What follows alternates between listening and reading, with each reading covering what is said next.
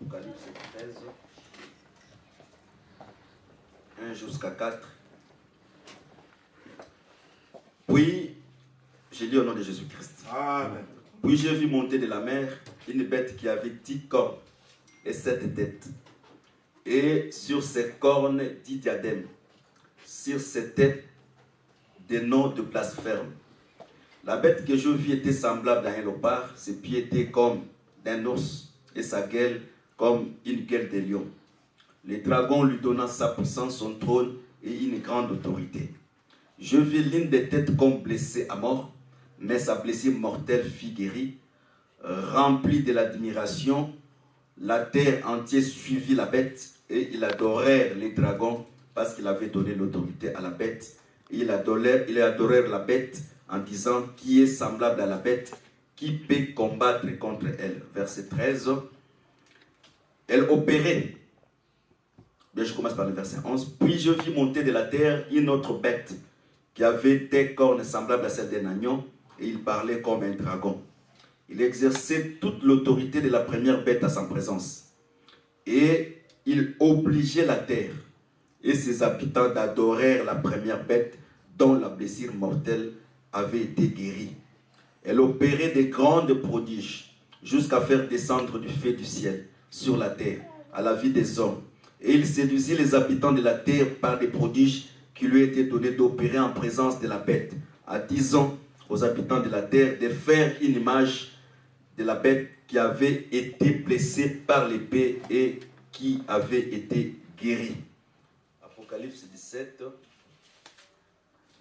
Apocalypse 17, je crois bien versets 7 à 8. L'ange qui me dit, pourquoi t'étonnes-tu? Je te dirai le mystère de la femme et de la bête qui la porte, qui a 7 têtes et 10 cornes. La bête que tu as vue était, elle ne plus. Elle doit monter de l'abîme, aller à la perdition. Les habitants de la terre, c'est dont le nom n'a pas été écrit dès la fondation du monde dans le livre de vie, cet honneur envoya la bête parce qu'elle était, qu'elle n'est plus et qu'elle réapparaît. Lisons Ecclésiaste 9, verset 15.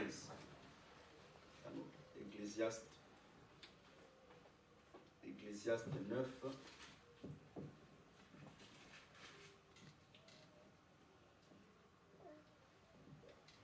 Je commence par le verset 14.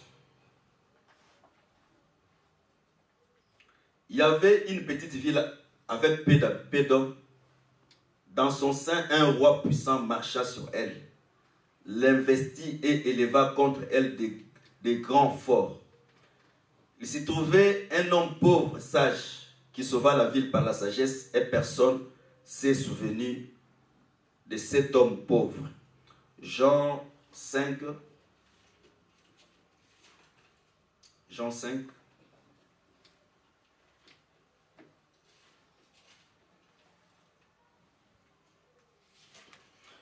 Jean 5, je prends le verset 22. Le Père ne juge personne, mais il a remis tout jugement au Fils, afin que tous ceux qui honorent le Fils, comme il honore le Père, celui qui n'honore pas le Fils n'honore pas le Père qui l'a envoyé. Je prends le verset 22, le verset 27. Il lui a été donné, je prends le 26, car le Père a la vie en lui-même, ainsi il a donné aussi le Fils d'avoir la vie en lui-même. Et il lui a donné le pouvoir de juger parce qu'il est le Fils de l'homme. Que le Seigneur bénisse la lecture de sa parole. Amen. Je crois bien nous parlons un peu sur l'homme du péché. Et par la grâce de Dieu, nous parlons un peu sur la guérison de la blessure mortelle de la bête. Nous avons dit ceci. Le diable, après avoir été précipité au ciel, le diable s'est introduit dans le jardin pour séduire l'homme. Et il est entré par la femme et le péché est entré dans le monde. Dieu Dieu voulait juger la femme, l'homme et le serpent.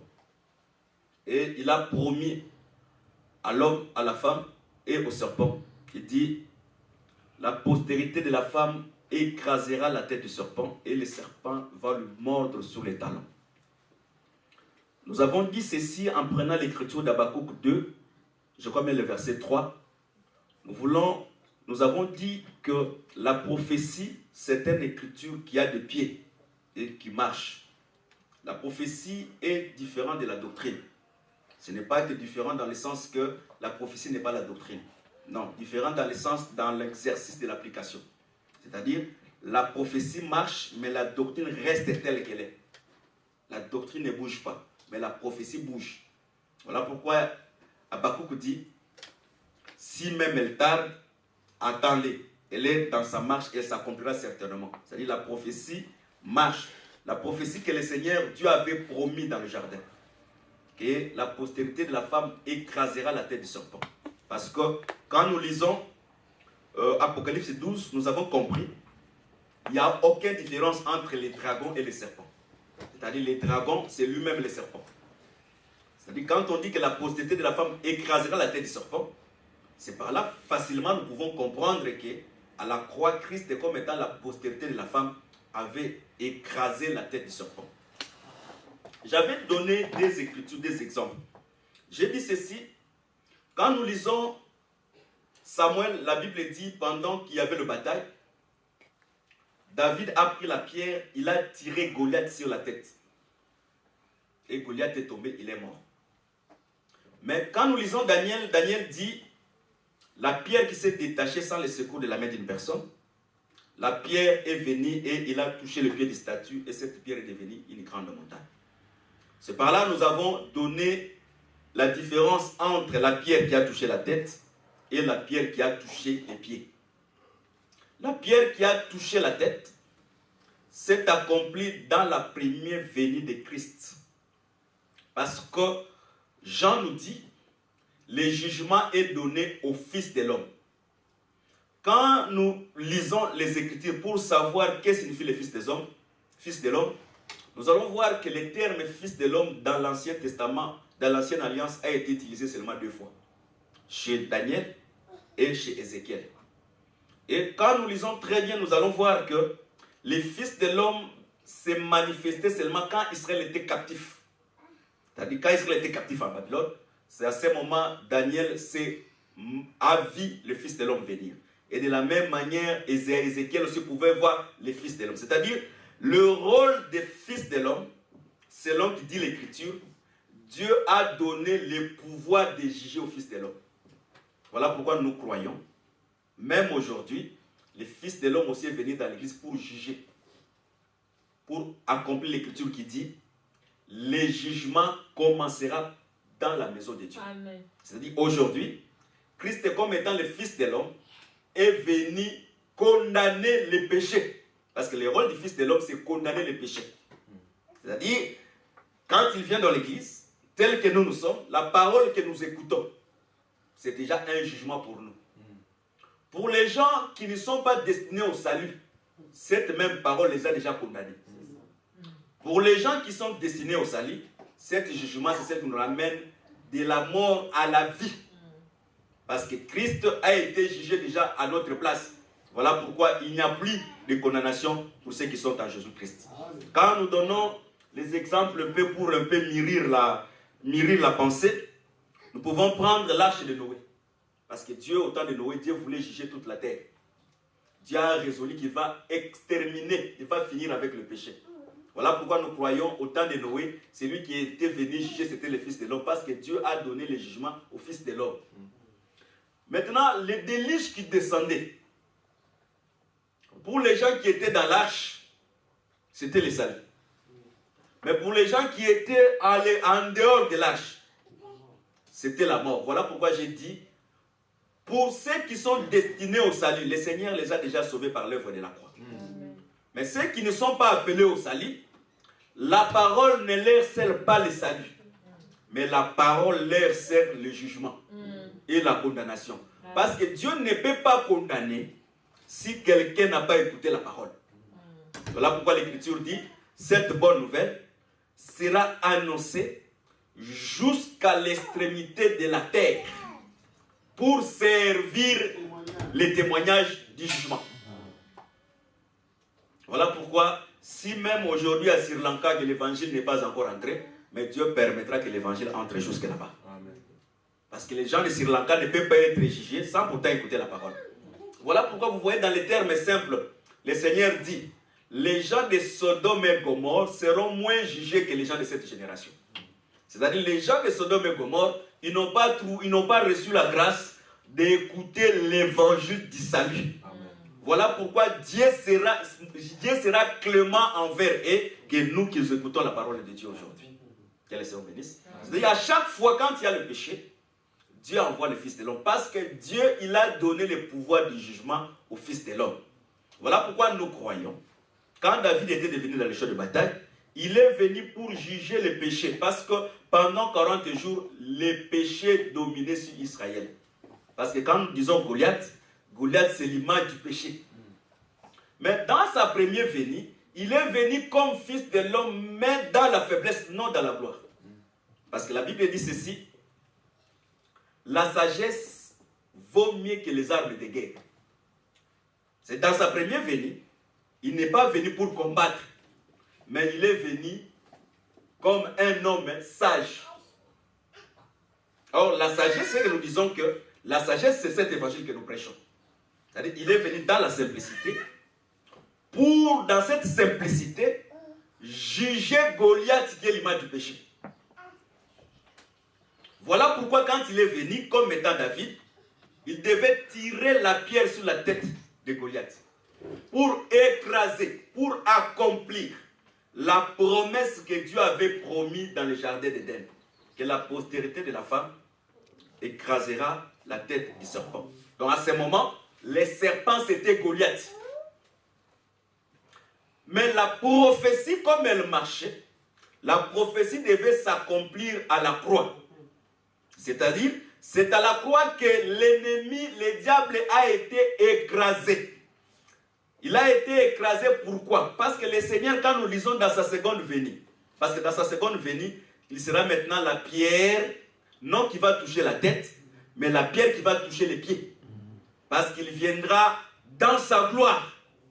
Or, quand nous lisons Apocalypse 19, nous allons comprendre que quand il viendra dans sa gloire, il viendra avec un épée dans sa bouche. Et de la même manière, même quand il est venu dans la faiblesse, mais il est venu toujours avec l'épée de la parole, c'est cette épée-là qui a blessé la bête. C'est-à-dire, dans d'autres termes, aujourd'hui, quand on dit qu'il a reçu la blessure mortelle, dans la pensée de Dieu, la bête, aujourd'hui, il est mort. Parce que sa tête a été écrasée. Voilà pourquoi nous avons la victoire sur les démons et les sorciers. Et nous avons la victoire sur les diables.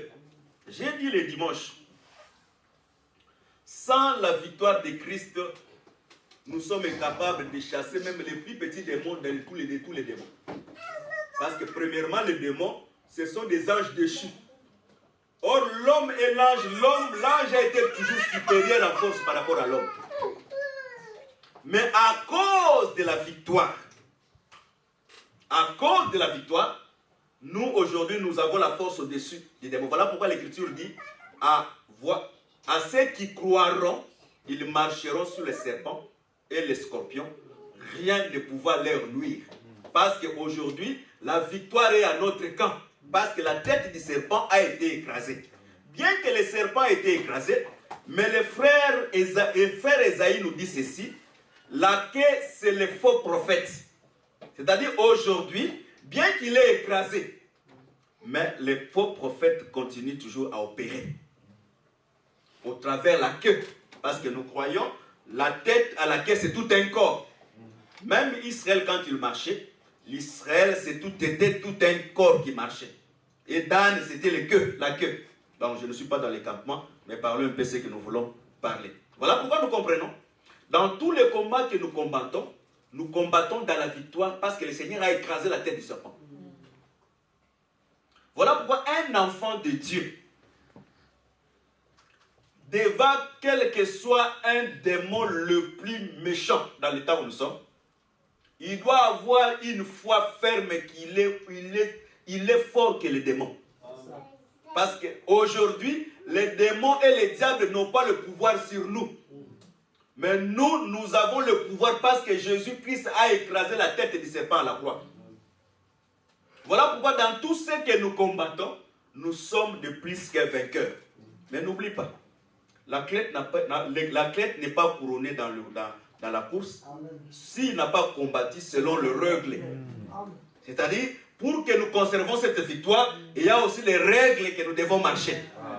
Parmi ces règles, c'est ce que nous appelons la sanctification. La vie de la prière. Et en conservant le beau dépôt de la parole. Un enfant de Dieu pour chasser un démon, peut-être, ça ne demande pas qu'il fait de muscles. Ça demande une simple parole de foi. Même dans le fond du cœur. Même dans la bouche, même dans le fond du cœur. Le diable va obéir. La Bible dit ceci. La femme est vertueuse. Elle pense à la chose et elle acquiert. C'est-à-dire la pensée aussi peut aussi prier en pensant. Pour ne pas des fois scandaliser les autres. Ou bien pour que les gens ne voient pas que seulement que c'est toi qui pries. Je peux aussi prier à l'intérieur de moi. Et le Seigneur m'exauce. Que le Seigneur bénisse. C'est-à-dire, le jugement, Dieu l'a donné au Fils de l'homme. Voilà pourquoi Christ, quand il était venu, il a trouvé l'homme aussi dans la captivité. Sous le péché, sous le joug du péché d'Adam. Et sous le joug de la loi de Moïse. Voilà pourquoi, pour délivrer, la Bible dit la sagesse vaut mieux que les armes de guerre. C'est-à-dire, pour la délivrance par rapport au péché, ça ne demandait pas les armes de guerre, mais ça demandait la sagesse. Or, nous comprenons, la sagesse, c'est cet évangile que nous prêchons aujourd'hui. C'est-à-dire la délivrance, tu ne peux pas recevoir la délivrance si tu n'as pas écouté l'évangile de la vérité. C'est-à-dire, c'est l'évangile de la vérité, c'est lui qui est le Fils de l'homme, qui est venu vaincre les péchés, condamner les péchés. Mais Dieu, dans les lignes prophétiques, il y a une ligne prophétique. Dieu, dans les lignes prophétiques, Dieu permettra que la bête qui n'était plus puisse encore réapparaître. La réapparition de la bête, c'est ce que nous appelons la guérison de sa blessure mortelle qu'il a reçue par le paix. La Bible dit ceci, vous pourrez m'excuser. Excusez-moi, je t'aime mon téléphone, c'est mieux. La Bible dit ceci. La Bible dit ceci. La blessure mortelle sera guérie. Mais dans l'Apocalypse 13, on dit ceci. La bête qui est sortie de la mer, en lui, il y avait les léopards, il y avait les lions, et il avait l'ours. C'est-à-dire, la bête avait été l'incarnation de 3 royaumes en lui. Mais quand nous lisons très bien la Bible, quand David est allé combattre Goliath, David maintenant, il explique la bête qu'il combattait dans la brousse. Il dit, quand les lions arrachaient un brebis, j'allais dans les gueules des lions, j'ai récupéré les brebis. Quand l'ours, j'allais dans le pas d'ours, c'est-à-dire, or, David seulement voulait dire que lui comme étant le roi, lui comme étant le fils de l'homme, qui devait venir juger de la même manière qu'il a jugé les lions qui est le royaume Babylone et l'ours qui est Médopès. Il y avait aussi la capacité aussi de terrasser, c'est-à-dire Goliath était l'image de la bête que David combattait dans la brousse. C'est pour dire seulement que quand tu prends ces royaumes, quand on parle sur le mystère de l'iniquité, tu verras qu'on utilise encore le léopard. Or, le léopard, c'est un animal qui court vite. C'est pour dire que le diable, dans sa conquête, la conquête de l'ennemi sera rapide. Voilà pourquoi aujourd'hui, la séduction se fait par minute près. Mais demain, quand la blessure mortelle sera guérie, comment la blessure mortelle sera guérie? Parce que Dieu permettra que le puits de la Bible soit ouvert. Aujourd'hui, nous avons des démons. Mais les démons que nous avons aujourd'hui ne sont pas égaux aux démons qui sortiront de la Bible. Les démons qui seront dans le puits de la Bible, ils seront plus méchants que les démons qui opèrent aujourd'hui. C'est-à-dire les démons qui opèrent aujourd'hui, ils séduisent. Mais les démons qui sortiront à ce moment-là, ils seront plus méchants que les démons que nous avons aujourd'hui. Parce que Dieu, il sait pourquoi il a fermé la Bible. Il a voilé la Bible. Mais à ce moment, le créé de la Bible sera donné à Abdon et à Abaddon et il va ouvrir les clés de la Bible. C'est-à-dire les autres démons que nous ne connaissons pas aujourd'hui, à ce temps-là, ils sortiront. Voilà pourquoi la séduction sera tellement très grande. Pourquoi j'ai dit que la séduction sera très grande? La Bible dit ceci. Là où les deux témoins vont mourir, les deux oliviers, c'est lié symbolique comme Sodome et Gomorrhe. Mais nous savons que premièrement en Israël, la prophétie doit s'accomplir que les deux témoins ne peuvent pas mourir en dehors d'Israël. Parce que la Bible dit un prophète ne meurt pas en dehors de Jérusalem. C'est-à-dire, pour savoir que les deux témoins sont des vrais prophètes, ils doivent mourir à Jérusalem. En mourant à Jérusalem, la Bible dit que les liens là où on va exposer leur corps, ça sera comme Sodome et Gomorrhe. Et dans les liens symboliques comme étant aussi Égypte. C'est-à-dire, le bête qui monte de la mer et le bête qui monte de l'abîme. La Bible dit le bête qui monte de la terre obligera. Quand on dit en français obliger, c'est différent de vouloir comme ça. C'est-à-dire obligera que les habitants de la terre adorent la bête parce que sa blessure mortelle a été guérie. C'est par là, en lisant cette écriture, nous avons compris aujourd'hui, tu peux venir ou tu ne peux pas venir. Mais demain, quand les démons sortiront de l'abîme, la bête qui monte de la terre obligera la terre tout entière d'adorer la bête. C'est là où nous disons que l'adoration sera obligatoire. Que les Seigneur bénisse. Pendant que l'adoration sera obligatoire, Israël charnel, le péché croîtra. Et l'Israël sera semblable maintenant à Sodome et à Gomorrhe. C'est-à-dire, ils vont réussir. Quand on dit ils vont réussir à souiller Jérusalem. Parce que selon Dieu, Jérusalem, quand nous lisons la Bible, Jérusalem c'est la ville sainte. Mais Jérusalem sera souillée. Les choses impossibles, abominables que nous voyons chez les nations. La bête fera que ces choses soient faites aussi à Jérusalem. Voilà pourquoi les ministères des deux témoins serait très important pour ouvrir ceux qui sont destinés au salut les yeux pour comprendre que celui-ci c'est l'antichrist. C'est par là que nous comprenons que sans le ministère de la parole, on ne peut pas comprendre comment l'antichrist agit maintenant dans notre temps aujourd'hui et comment l'antichrist agira demain. Voilà pourquoi dans la prophétie, nous veillons plus sur les hommes de Dieu. Parce que l'homme de Dieu peut marcher avec des efforts pour nous communiquer l'iniquité.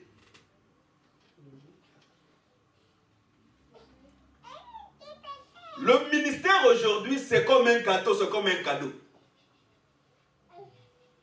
Si tu peux être sauvé aussi comme un enfant de Dieu, tu t'assois dans le banc, tu écoutes la parole et tu es sauvé. Si tu n'es pas appelé, reste dans le banc. Je ne crois pas avec les Écritures. Celui qui n'est pas appelé, qui prêche, il compromet aussi son salut parce qu'il ne sera pas sauvé. Au lieu de prêcher pour ne pas être sauvé, c'est mieux de s'asseoir dans les bancs pour aller dans le pour le salut. Maintenant, après que la bête puisse abonder le péché, c'est à ce moment Jésus-Christ viendra encore comme le Fils de l'homme. Maintenant, pour accomplir la prophétie de la pierre, été détaché sans le secours de la main d'une personne. C'est ce que nous appelons la seconde venue avec la trompette retentissante, la trompette avec éclat. Cette fois-ci, il ne viendra pas comme un homme sage. Parce que dans sa première venue, il est venu comme un homme sage, prêcher dans la simplicité pour faire sortir les hommes dans l'esclavagisme du péché. Mais dans sa seconde venue, il viendra avec les instruments de guerre. Voilà pourquoi, pour prouver qu'il viendra avec les instruments de guerre, la Bible dit le son de la trompette retentissant sonnera. Et il viendra avec le cheval blanc. Or, le cheval n'est pas un animal de la paix. Le cheval, c'est un animal de la guerre. Voilà pourquoi nous disons un vrai ministre doit être un cheval. Un vrai ministre, quand il écoute les sons en avant, le cheval ne recule pas devant la guerre. Un homme de Dieu qui recule dans la guerre, il n'est pas un homme de Dieu. Que le Seigneur bénisse. C'est-à-dire, le Seigneur viendra comme étant maintenant un cheval. Parce que la Bible dit ceci. La Bible dit ceci. Un roi ne peut pas avoir beaucoup de cheval.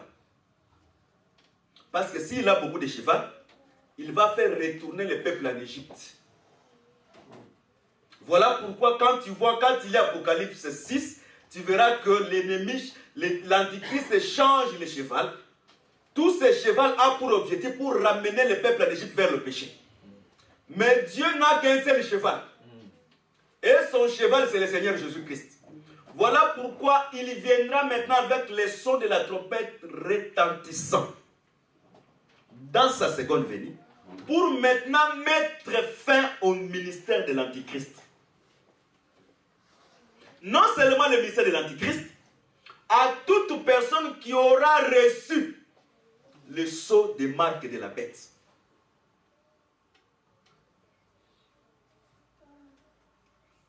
Le sceau, si nous parlons sur le sceau, premièrement, je vais rectifier quelque chose, parce que beaucoup de gens écrivent des choses, ils écrivent des choses même dans l'internet, ils ne comprennent même pas comment le diable agit. Les gens croient qu'aujourd'hui, si on met quelqu'un le piste, c'est ça le 666. Si on met quelqu'un le piste ici, pour les identités des banques, beaucoup de gens craignent, non, on ne va pas me le mettre, ce n'est pas ça le 666. Ce n'est pas ça. Si tu as la possibilité pour te mettre le piste, mets-le. Ce n'est pas ça le 666. Je vais te prouver avec les exemples terre à terre et végétal dans l'exemple spirituel. Il y a des femmes, quand ils ne veulent pas mettre les enfants au monde, on les met le piste dans l'air. Je ne sais pas si on les met où. On les met les bras ici. Ce n'est pas ça. Pourquoi ils ne vont pas dans l'enfer? Les 666, c'est un marque d'homme, chiffre d'homme. Ce n'est pas les pistes électroniques. Même les montres que nous marchons avec ça, on nous contrôle avec ça. Même les téléphones, on nous contrôle avec ça. Ce n'est pas ça les 666. Les 666, c'est un chiffre d'homme. C'est-à-dire quelque chose qui est imparfait. Et nous croyons avec les Écritures. Parce que l'Écriture dit, quand Dieu montre les sceaux de Dieu, la Bible dit dans la parole, Dieu retient les anges de la destruction jusqu'à ce qu'on puisse marquer les serviteurs de Dieu les sceaux. Or, les sceaux de Dieu, c'est quoi? Tu ne peux pas avoir les sceaux si tu n'as pas écouté la vraie parole. La Bible dit ceci, en Égypte, quand ils mangeaient l'agneau, les sangs les servaient les signes dans les linteaux. C'est pour dire que la parole que nous écoutons aujourd'hui, c'est cette parole lui-même qui est le baptême du Saint-Esprit.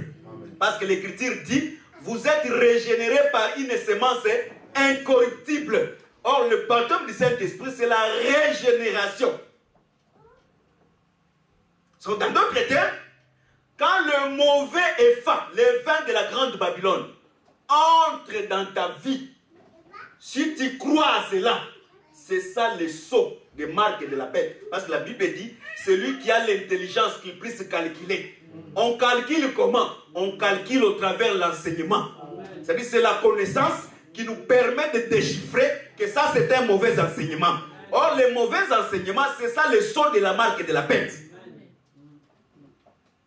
Les sceaux de la marque de la bête, ce ne sont pas des marmites de 555.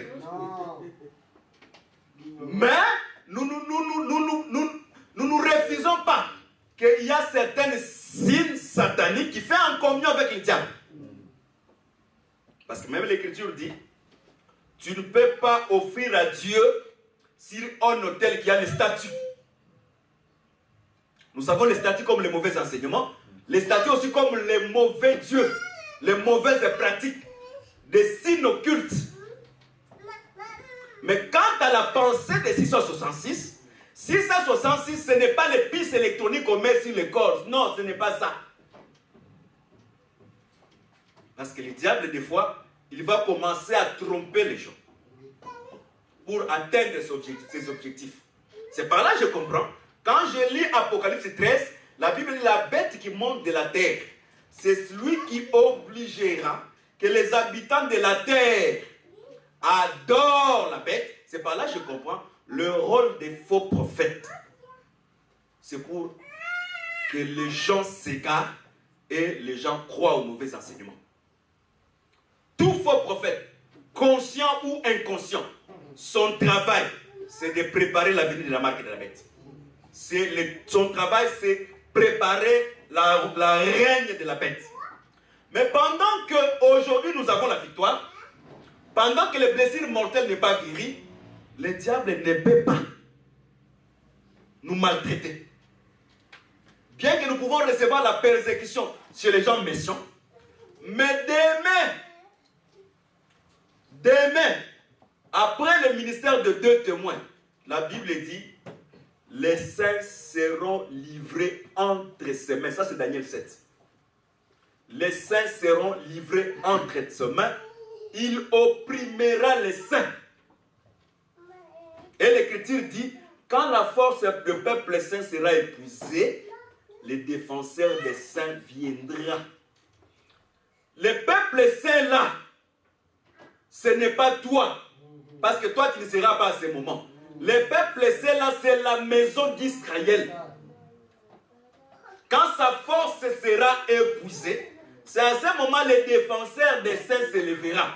Mais cette écriture par instruction, ça ne m'empêche pas aussi quand je prie, quand je ne prie la force, de dire à Dieu comme étant le défenseur des saints de se lever dans ma vie. Mais cette écriture a une utilisation dans la connaissance, mais il y a aussi une pensée prophétique dans cette écriture que quand la force d'Israël se terminera, maintenant le défenseur des saints se lèvera. À ce temps-là, quand les saints seront livrés entre ses mains, c'est à ce moment, c'est le temps où sa blessure sera guérie, où la bête qui monte dans la Bible viendra pour maintenant donner la domination à la bête, pour dominer sur la terre. Les gens vont croire que le royaume de la bête ne finira pas. Parce que les choses qu'il fera à ce temps-là, les gens croiront que c'est lui qui est le Christ. Mais ceux qui ont reçu la connaissance de la parole, parce que tu ne peux pas résister les diables si tu n'as pas reçu la connaissance. Voilà pourquoi le rôle de la connaissance, c'est ramener le discernement de la vie d'une personne pour discerner ce qui est bien et ce qui est mal. Un enfant de Dieu qui a la connaissance, il a même la capacité de juger. Parce que quand on dit qu'on ne juge pas, c'est les païens qui n'ont pas le droit de nous juger. Mais un homme spirituel a le pouvoir de juger. Un enfant de Dieu qui a reçu la connaissance, il a le pouvoir de juger et de discerner au travers le discernement de l'évangile qu'il a reçu, que ça, ce n'est pas un bon serviteur de Dieu. Même si les autres n'ont pas encore vu. Parce que le péché des autres, ça se révèle dans le temps. Mais un enfant de Dieu avec les yeux spirituels, avec le Saint-Esprit à lui, il peut juger que ça c'est un bon serviteur et ce n'est pas un bon serviteur de Dieu. Parce que le diable agira plus au travers des faux serviteurs. À ce temps-là, Dieu va ramener encore l'histoire de Daniel. Parce que l'histoire de Daniel c'était quoi? L'entourage du roi va influencer le roi d'écrire un édit que pendant 30 jours on ne peut pas adorer notre Dieu. On doit adorer le roi. À ce moment-là, l'édit sera signé aussi sur la terre. En dehors de la bête, on ne peut pas adorer notre personne. Tout celui qui sera surpris d'adorer un autre Dieu, sauf que le roi, il sera jeté dans le fosse au lion. Or, le fosse au lion, c'est la persécution de tous les gens qui ont reçu la connaissance. Et cette connaissance va les empêcher d'adorer les rois et ils seront maltraités. Et parmi les gens qui seront maltraités, les vierges folles et les 144 000 membres qui vont recevoir l'évangile des deux témoins. Ils seront tués. Mais les autres, la Bible dit, ils auront la connaissance, mais ils se lieront le diable par flatterie. Beaucoup, même aujourd'hui dans les temps où nous sommes, ils sont dans les églises où il y a la fausseté, mais à cause de la flatterie. Ils ont déjà occupé des postes. Ils ont déjà occupé des postes. Ils ont aussi des avantages selon les hommes. Aujourd'hui, ils ne peuvent pas abandonner, quel que soit, ils écoutent la vérité. Ils acceptent d'aller dans la faim, mais de servir toujours le mal. Mais un enfant de Dieu, je vais t'avertir, n'ayez pas un compromis avec un homme par rapport au salut. Même moi qui te prêche ici, n'ayez aucun compromis avec moi sur le plan du salut. Parce que moi, je suis incapable de t'introduire dans le royaume. Le salut, c'est quelque chose à le conserver avec jalousie. Si tu trouves que là où tu vas, ton salut, ta manière de croire au salut ne correspond plus, reste chez toi à la maison. Vous savez, Dieu nous a fait grâce. Beaucoup de gens aujourd'hui sont dans l'ignorance. On voulait faire de cette assemblée les prisonniers des gens. Beaucoup étaient en prison, mais sans pourtant le savoir. Un enfant de Dieu est libre. Il est libre s'il juge que là, les fondements de la vérité sont bafoués, je reste chez moi, je ne vois plus. Il est libre parce que son salut, on ne peut pas le changer à une autre chose. Amen. Parce qu'un peu de levain, ça fait gonfler la pâte. C'est par là que nous avons dit que le temps où nous sommes, c'est le temps où nous avons la victoire. Mais le Dieu a laissé aussi au diable une porte de manœuvre par le mystère d'égarer plusieurs les gens qui n'ont pas reçu l'amour de la vérité. C'est par là que nous disons, la vérité, c'est tout un don. Si Dieu n'a pas déposé les phares de la vérité en toi, sache que l'ennemi déposera les phares de la perdition en toi. Et si le diable dépose les phares des mensonges en toi, même si on fait une démonstration de la vérité de toutes les manières, tu ne croiras pas. Voilà pourquoi les gens peuvent facilement dire. Vous voulez dire que dans votre église, c'est vous celles qui ont Dieu. Mais au temps des apôtres, pendant qu'ils étaient nombreux, le Seigneur lui-même a dit, il dit, pourquoi tu leur parles en parabole? Il dit, je leur parle en parabole afin qu'ils ne comprennent pas, qu'ils ne s'entendent pas. Mais vous, c'est seulement les 12. Tout Israël là, le nombre de personnes qui étaient là-bas, c'est seulement les 12 qui avaient accès à la révélation de la parabole. C'est-à-dire, Dieu ne change pas. Dieu répète seulement ce qui était dans le passé. Nous pouvons être des millions, des milliards, comme au temps de Sodome et Gomorrhe. Mais Dieu pouvait seulement sauver 3 personnes. Est-ce que vous pouvez imaginer que Dieu puisse sauver seulement 3 personnes? C'est-à-dire, Dieu dans tous les temps. Quand nous parlons sur le signe des temps de la fin, quand nous parlons sur la manifestation du péché, nous voulons dire seulement que ce qui peut nous faire rater le salut, c'est le péché. Et le péché, c'est tout un homme. Même ta femme, que ta femme ne t'empêche pas d'hériter le salut. Même si tu l'aimes comment, mais n'aime pas ta femme plus que Dieu. Même si tu aimes ton mari comment, n'aime pas ton mari plus que Dieu, parce que Dieu c'est un Dieu jaloux. Dieu doit être en première position dans ta vie. Parce que ta femme ou ton mari peut être aussi l'instrument pour t'égarer. Que les Seigneur bénisse. C'est pour dire qu'aujourd'hui, Dieu nous délivre dans sa sagesse, dans la simplicité. Il n'utilise pas les armes de guerre. Voilà pourquoi pour convertir quelqu'un aujourd'hui, tu ne peux pas convertir quelqu'un par force. Pour la conversion, l'homme doit se convertir seulement par la sagesse. Parce que l'évangile éternel, c'est la sagesse du dernier temps. C'est Dieu dans la simplicité. C'est Dieu comme étant un fou. Je m'explique dans 5 minutes et je peux couper. David il voulait traverser de l'autre côté des Philistins. Mais pour traverser chez les Philistins, s'il allait dans ses habits, dans ses vêtements, dans sa nature royale, on allait le tuer. Mais David a compris, il a dit, je dois me faire fou. Quand David s'est fait fou, la Bible dit la salive commence à couler sur ses barbes. Je ne vais pas parler sur la salive, sur les barbes de David. Mais quand la salive coule sur les barbes de David, quand il entre dans le pays des Philistins, lisez la Bible, il fait quelques raillir dans quelques portes. C'est-à-dire, Dieu dans sa folie, dans sa faiblesse, dans sa sagesse, les gens le voient comme étant un fou, mais Dieu n'est pas un fou.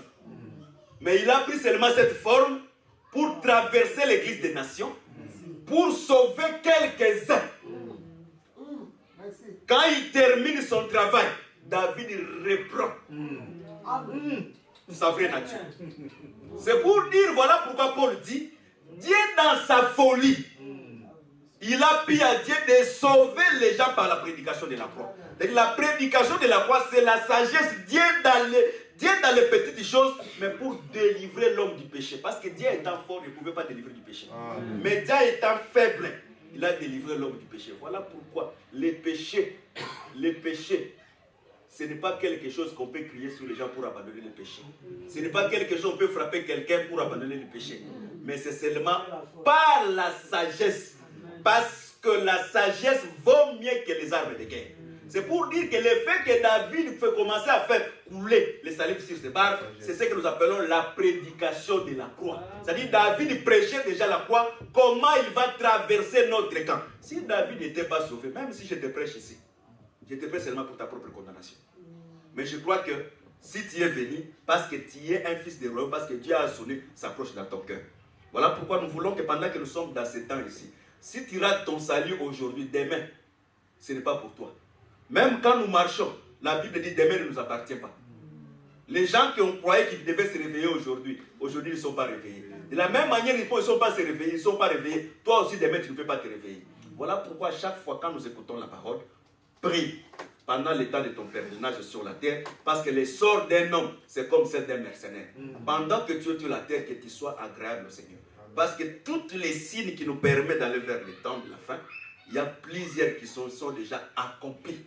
Où nous sommes aujourd'hui dans la croissance du péché et le refroidissement de l'amour de plusieurs. Le refroidissement de l'amour, qu'est-ce que cela veut dire? Parce que l'autre fois, les gens ne comprennent pas. Les gens croient que le refroidissement de l'amour, c'est tu aimais Dieu, mais tu l'aimes. Non, aimer Dieu, c'est-à-dire quoi? Aimer Dieu, c'est garder ses commandements. C'est-à-dire, aujourd'hui, quand on dit que la croissance de l'iniquité, le refroidissement de l'amour, c'est-à-dire la charité, c'est-à-dire les gens ne vont plus garder les commandements de Dieu. Les gens vont abandonner à cause de l'iniquité de garder les commandements de Dieu. Mais du moins, l'écriture est claire, là où il y a le péché, la grâce de Dieu aussi surabonde. Nous vivons la surabondance de la grâce de Dieu afin que le Seigneur nous donne la capacité de garder sa parole. Amen. Que le Seigneur vous bénisse. Amen. On se limite ici. Nous allons écrire notre tête dans la prière.